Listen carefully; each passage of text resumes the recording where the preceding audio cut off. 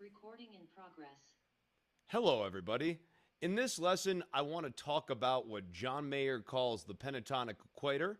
I want to expand out on those concepts and give you a few more tools to take your power chords and pentatonics to the next level. So let's boogaloo on into it. All right. When John Mayer talks about the Pentatonic Equator, what he is saying is that we can use a line that we are set up on, a root position line that we are set up on, as a way of visually orienting ourselves. So for the purposes of this, I'm going to use the 5th fret. That's A, and that's going to put us in A minor pentatonic for those of you playing our home game. Going up and down on this, let's just talk our root position.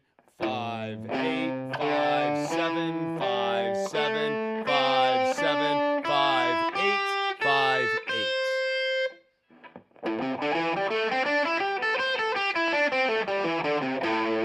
Lower, it's going to be 3, 5, 3, 5, 2, 5, 2, 5, 3, 5, 3, 5.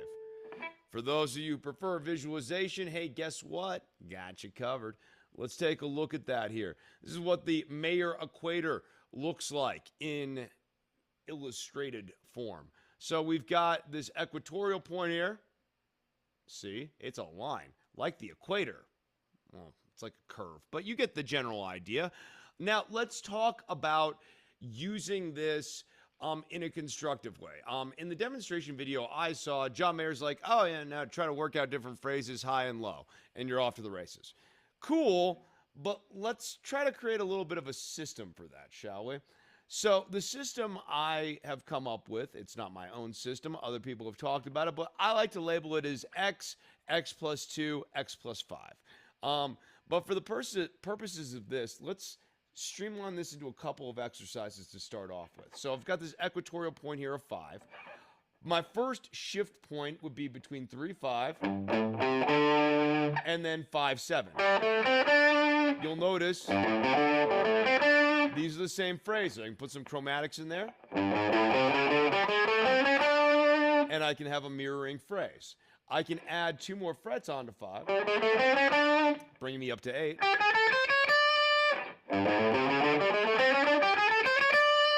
And have a nice little diagonal range that expands off of that root position.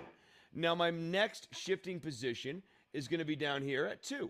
So I'm going to go 2, 5, index, pinky, and we're going to shift that up to 5, 8, 5, 8.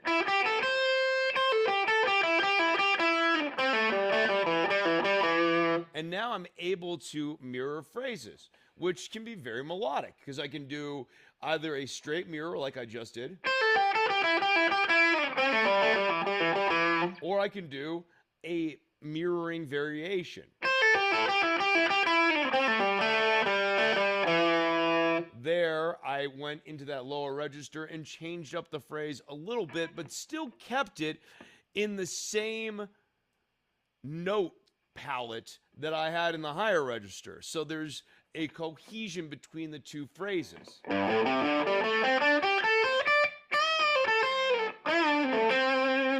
That sounds like those two phrases are connected, and also will make you a little more comfortable, move in between intervals in a more conversational way.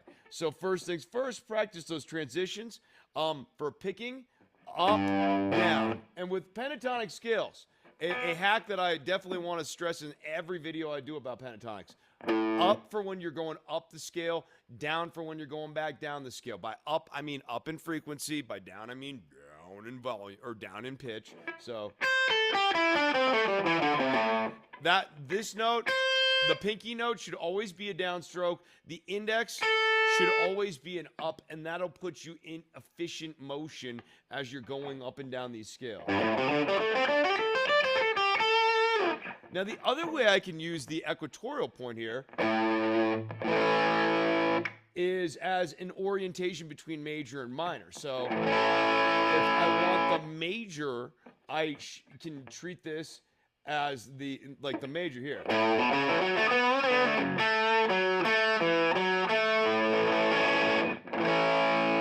I want the minor,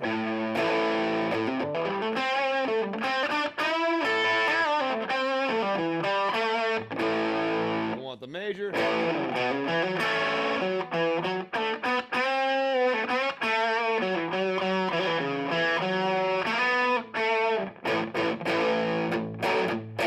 And, you know, if I want to do a blues option,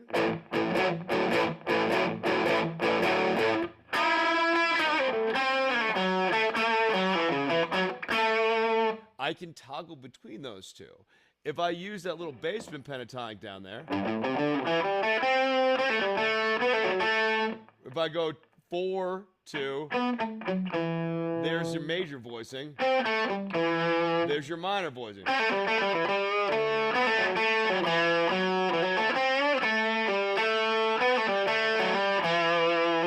And I can also pepper in a little bit of that too into this pentatonic.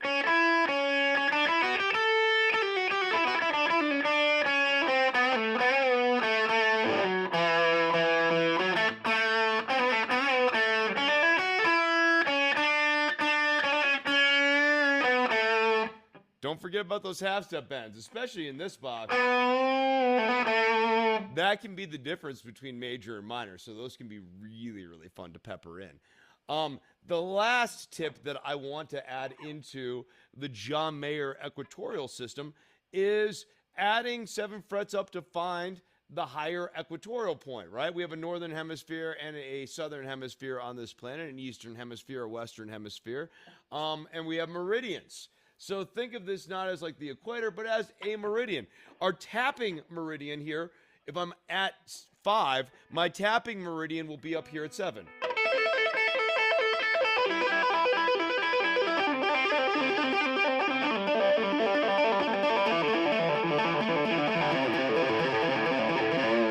And I can add in that basement pentatonic too.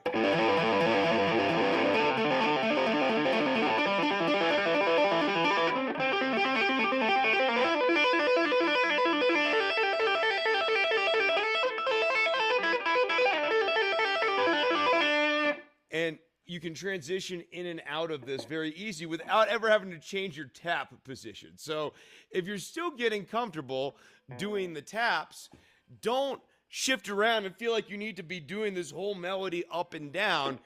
Let your left hand do the work here. You stay at that meridian, the tapping meridian.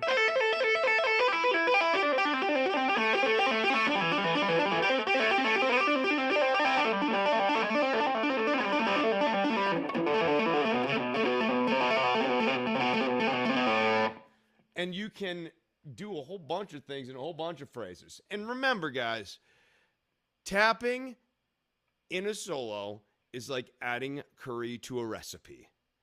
A little bit goes a long way. And if you do too much, you add too much, you completely overtake the dish.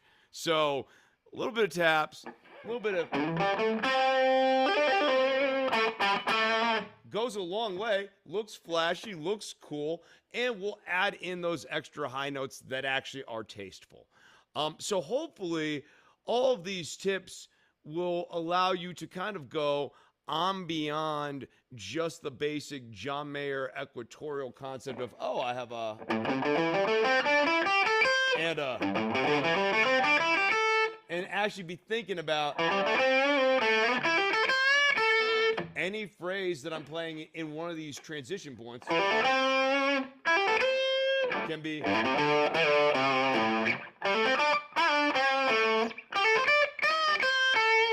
mirrored in these different registers, and that's going to add a lot more musicality than just a rote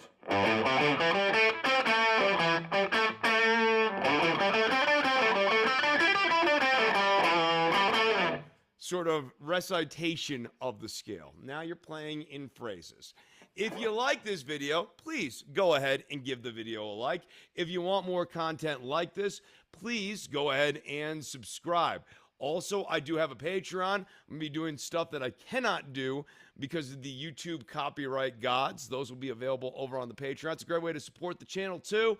And if you're interested in getting private instruction from yours truly, that's a great way to get in touch with me and set up private instruction for yourself. So please go ahead and check that out. Happy practicing until the next one. Have a great day, guys.